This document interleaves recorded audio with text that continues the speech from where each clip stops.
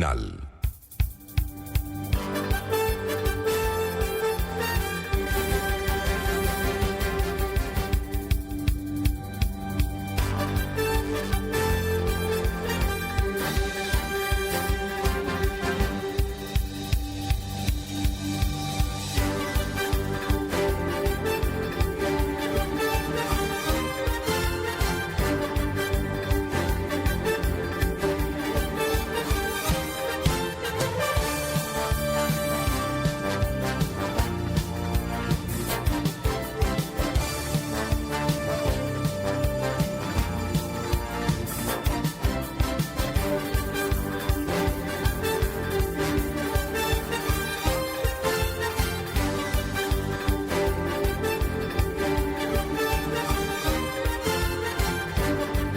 Arrancamos este enlace informativo matinal, son las 7 de la mañana con 35 minutos, a través de FM La Paz 96.7 en la sede de gobierno y 93.1 La Nueva Estrella en Cochabamba.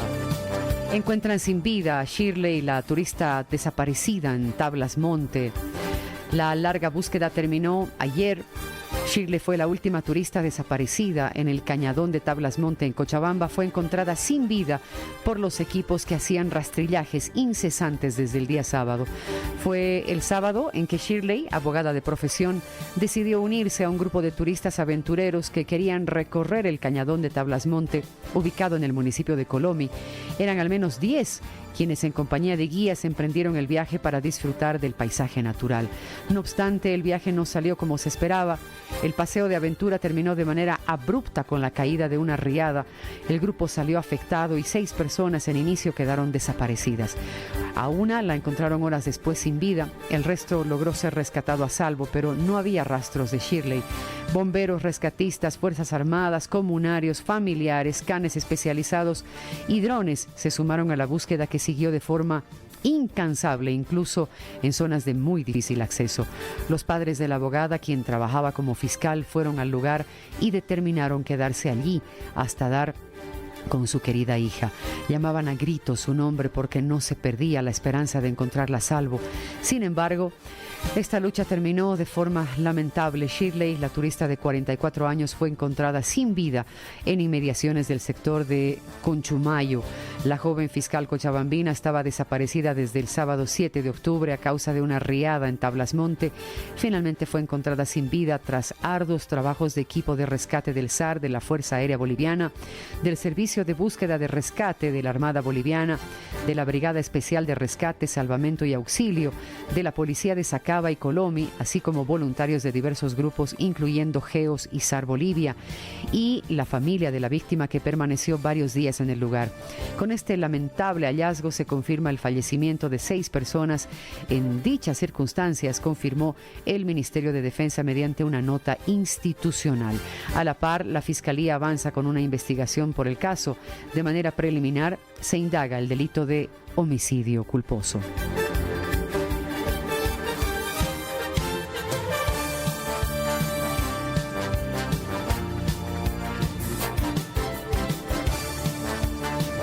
La boleta para el censo 2024 tiene 59 preguntas, 10 más que la del año 2012.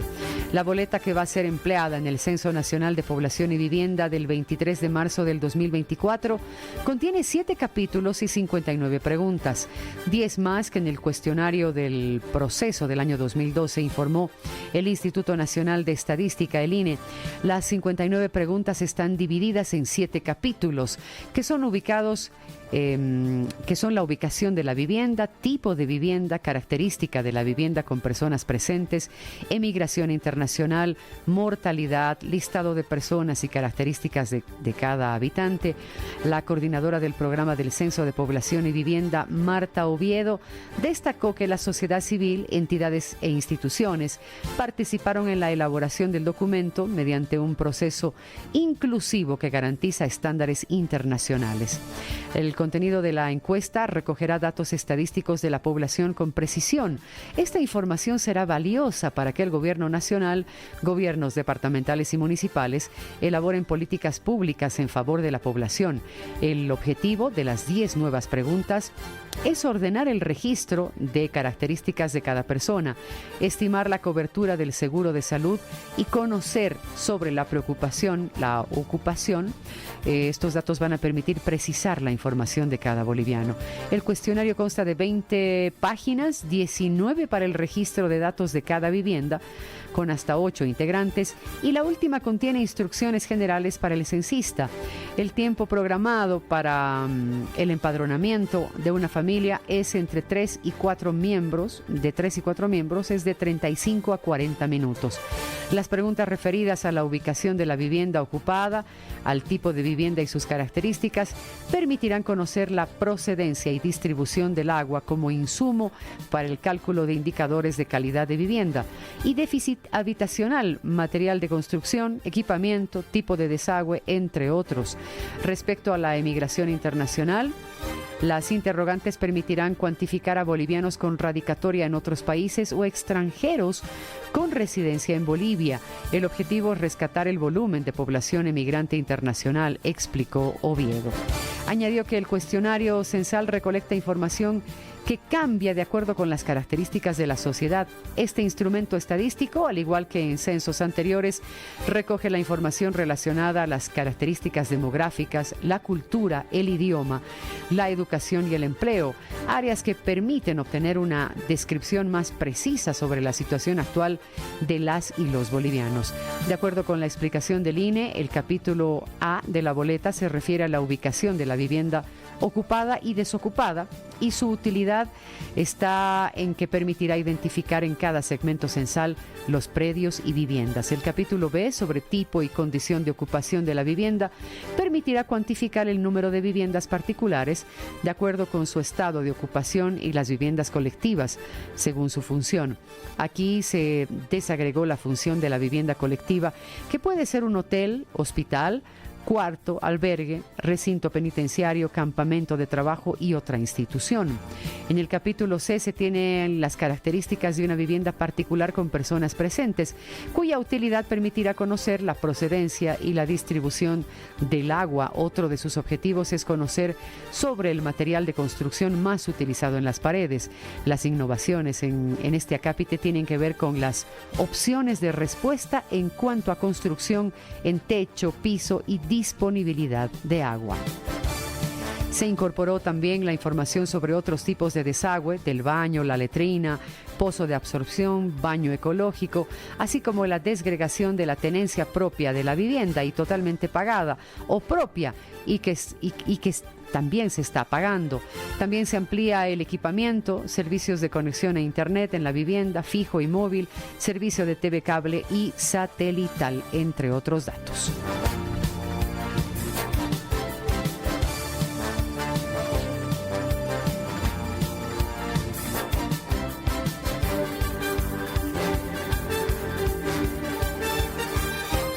El reordenamiento en La Ceja va a incluir cambio de paradas del transporte público. Solo faltan 4 días para aplicar el plan y las tareas que se intensifican en la alcaldía van a emprender desde el lunes el reordenamiento vehicular en La Ceja, que va a implicar desde el cambio del sentido en calles adyacentes hasta la modificación de los puntos de parada y la eliminación de estos en la concurrida avenida 6 de marzo. Las paradas van a ser reubicadas en la 6 de marzo, ya no tienen que existir las paradas. Eso genera el congestionamiento vehicular en la ciudad del Alto, tanto del servicio urbano como del intermunicipal, explicó el secretario municipal de Movilidad Urbana, Reinaldo Cusi. El objetivo de esta medida es generar fluidez en la estratégica Ceja del Alto, donde a diario centenares de motorizados se aglomeran para distribuirse a los diferentes distritos de la ciudad de La Paz. Por ejemplo, las paradas que se ven de sindicatos que están bajando a Villa Fátima, Estado Mayor, tienen que tener un recorrido completo. Este de un determinado sindicato es de Ciudad Satélite, va por La Ceja y llega al Estado Mayor, Villa Fátima, y no como punto de concentración todo en La Ceja. Y en las paradas no hay movilidades. Esto se ve y está generando paradas en la 6 de marzo, mencionaron las autoridades.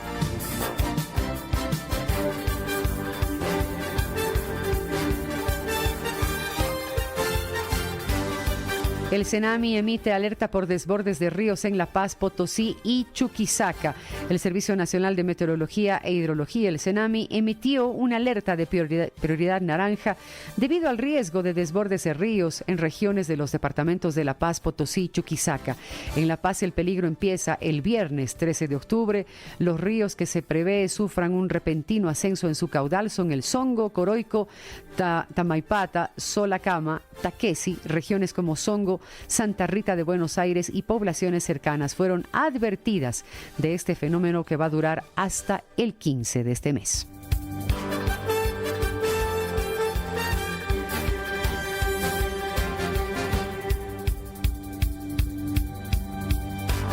Son las 7 de la mañana con 45 minutos.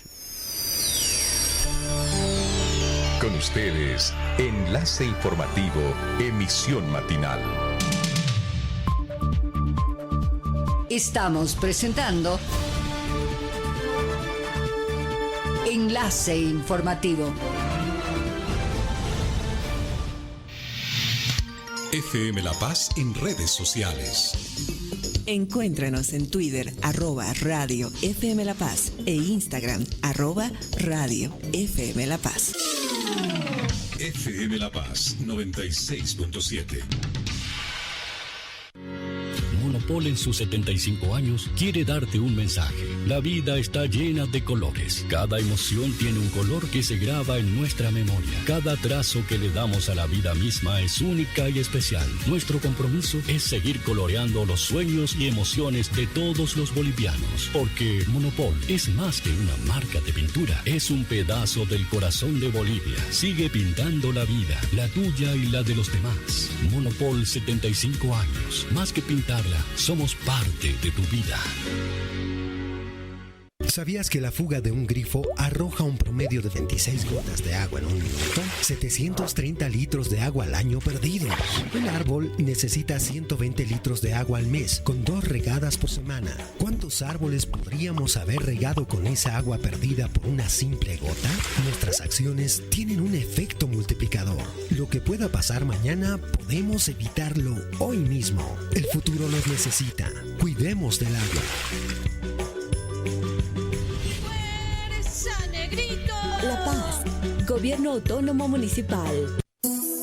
FM La Paz 96.7. FM La Paz. A tu lado, todo el tiempo.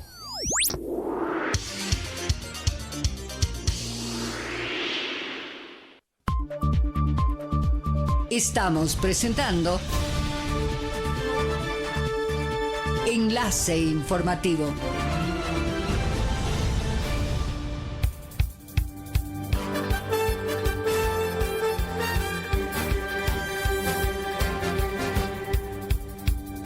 Seguimos con más información. El ministro de Hidrocarburos cuestiona que el Senado haya postergado el tratamiento de 3 contratos petroleros. El ministro de Hidrocarburos y Energías, Franklin Molina, cuestionó que en la Cámara de Senadores se haya postergado este miércoles el tratamiento de 3 proyectos de ley relacionados a contratos de servicios petroleros, a pesar de que ya han sido considerados previamente en diputados. Los contratos fueron suscritos por YPFB con la empresa Vintage Petroleum Bolivia, LTD, que permiten viabilizar una inversión de $504.5 millones en proyectos de Chuquisaca, Tarija y Santa Cruz. El primer contrato se refiere al área Suruyenda en Tarija, el segundo a la zona Caritaidi, ubicada en los departamentos de Chuquisaca, Tarija y Santa Cruz, y la tercera en Yuarenda, ubicada en Tarija. Los 3 fueron suscritos el 20 de enero de este año. La inversión extranjera directa bajó en 12 millones de dólares durante la gestión 2022.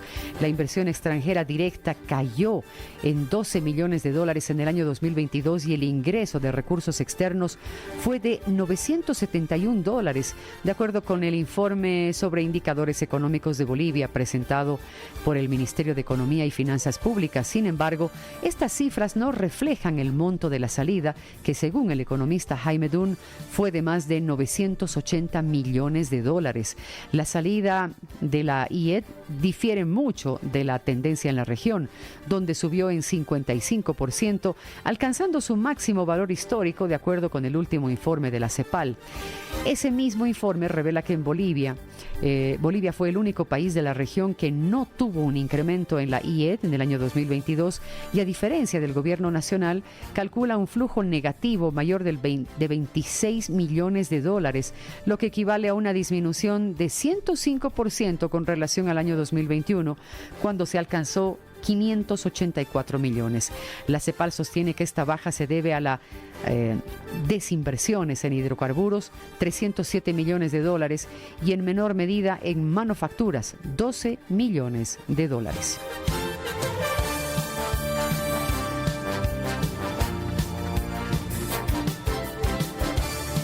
La deforestación en Bolivia creció en un 32% entre el 2021 y 2022. Santa Cruz es el más afectado.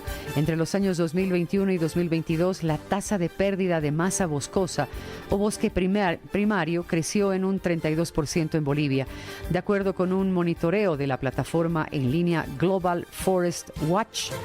Santa Cruz es la región donde se concentra la mayor deforestación, atribuida principalmente a la agricultura intensiva, alentada por las ganancias que genera la producción de soya y sus derivados.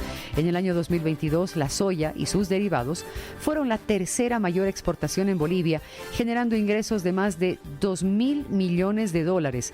Un estudio de Trace, que analiza las cadenas de suministro, encontró que la producción de la soya boliviana estaba vinculada a cantidades excepcionalmente altas de deforestación en comparación con lo que ocurre en Brasil, Argentina y Paraguay.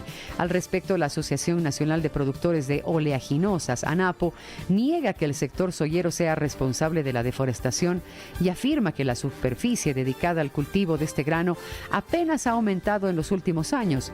Trace sostiene que continuamente se deforestan nuevas tierras y se siembran con soya durante algunos años, con rendimientos decrecientes, hasta que se dedican a otra actividad, como la ganadería de baja intensidad. Por lo tanto, es posible que la superficie total no esté aumentando, pero el sector sigue impulsando la deforestación. Según la revista Nómadas, San Ignacio de Velasco, Pailón, Concepción, San José de Chiquitos y Charagua son los 5 municipios cruceños donde están concentrados el 41% de los bosques deforestados del departamento de Santa Cruz. En su investigación, Trace afirma que en Bolivia es más barato comprar tierras forestales y convertirlas en tierras de cultivo que invertir en tierras de cultivo existentes para mejorar su productividad y longevidad. Además, el valor de esta tierra aumentará, lo que da una idea de próspero negocio detrás de la agricultura en Santa Cruz.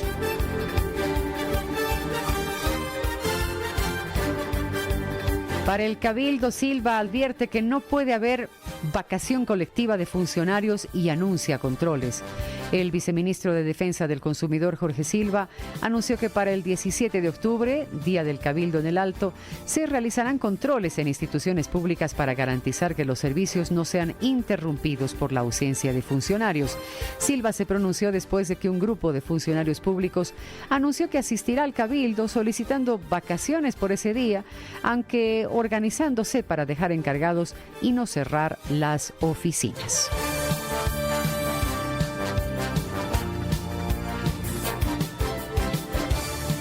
Loza defiende denuncia contra el hijo de Arce. O sea, ¿estamos diciendo que la familia puede robar nomás?, preguntó. frente a los descalificativos que lanzó el gobierno sobre los presuntos negocios familiares con el gas y el litio que vinculan a Marcelo Arce, hijo del presidente. El senador Leonardo Loza defendió la denuncia que hizo Morales y cuestionó que se busque proteger al familiar del mandatario y restar valor al caso.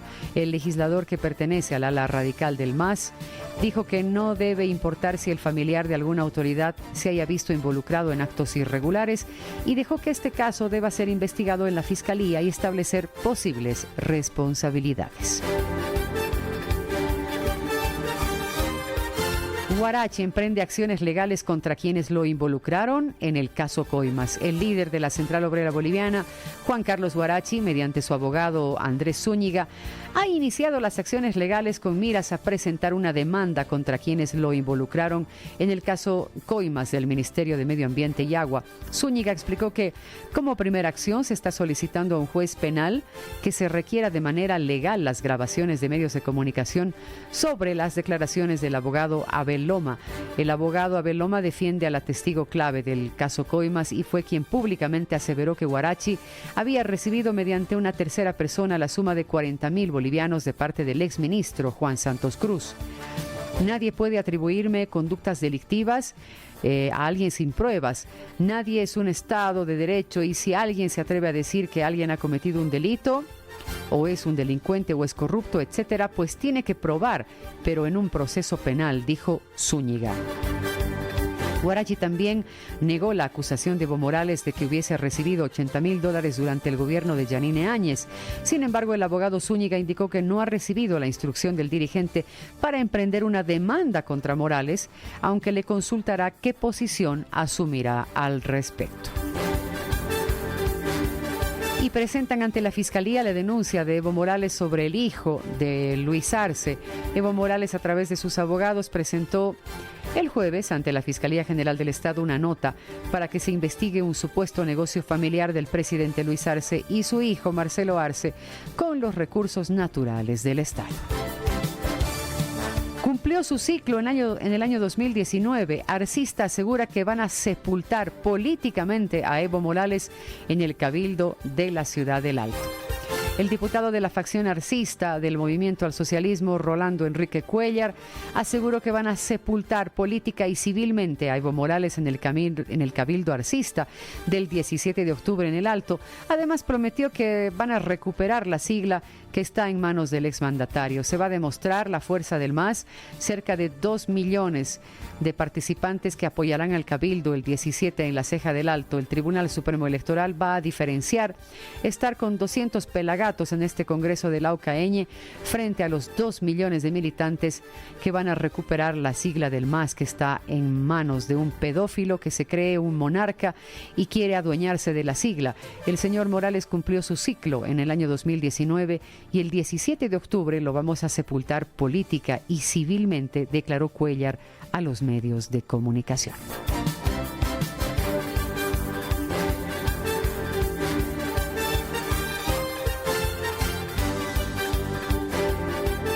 Son las 7 de la mañana con 57 minutos.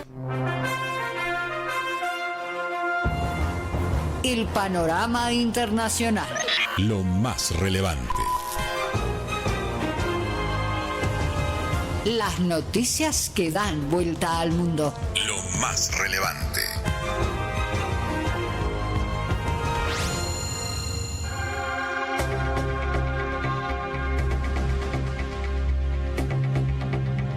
Israel condena a civiles que salgan del norte de Gaza antes de una temida ofensiva terrestre. El ejército israelí emitió el viernes órdenes de evacuación generalizadas para casi la mitad de los 2.3 millones de habitantes de la Franja de Gaza antes de una temida ofensiva terrestre que busca erradicar al grupo insurgente Hamas luego de su letal asalto a Israel. Dijeron funcionarios de Naciones Unidas, las directrices sembraron el pánico entre civiles y cooperantes migrantes que ya sufren una campaña aérea y un bloqueo israelí. En una orden de evacuación emitida por la mañana, el ejército advirtió a los cientos de miles de residentes de la ciudad de Gaza que se marchasen más al sur del estrecho enclave costero de apenas 40 kilómetros, 25 millas de largo. La directiva israelí acusaba a los milicianos de Hamas de ocultarse en túneles subterráneos de la ciudad.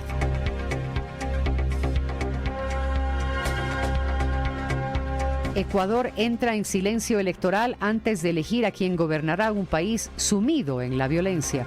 La campaña política más caliente en Ecuador, en la que las banderas y las proclamas se complementaron con chalecos antibalas, llegó a su fin y los ecuatorianos entraron hoy viernes en un periodo de silencio electoral antes de ir a las urnas el domingo para elegir al presidente que va a gobernar un país sumido en la violencia. Un accidente de camioneta con migrantes a bordo deja 7 muertos y 16 heridos en Alemania. Al menos 7 personas fallecieron hoy viernes y 16 más resultaron heridas luego de que un vehículo en el que al parecer viajaban migrantes se salió de una autopista cuando circulaba a gran velocidad por el sur de Alemania y se estrelló mientras su conductor trataba de evitar un control de la policía, dijeron las autoridades. Colombia repatria a 110 personas desde Israel en su primer vuelo humanitario. Un avión de la Fuerza Aérea Colombiana aterrizó en la madrugada de hoy en una base militar de Bogotá con 110 colombianos a bordo procedentes de Israel en el primer vuelo humanitario que envía el país latinoamericano.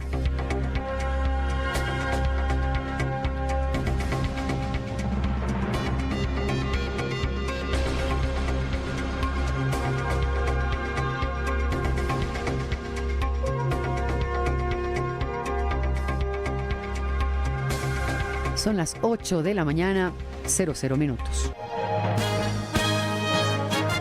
Hasta aquí, FM La Paz y la Nueva Estrella emitieron las noticias de Bolivia y el mundo a través de Enlace Informativo. Las emisoras que forman parte de este espacio pueden retornar a su programación habitual. Gracias por la atención. Permiso.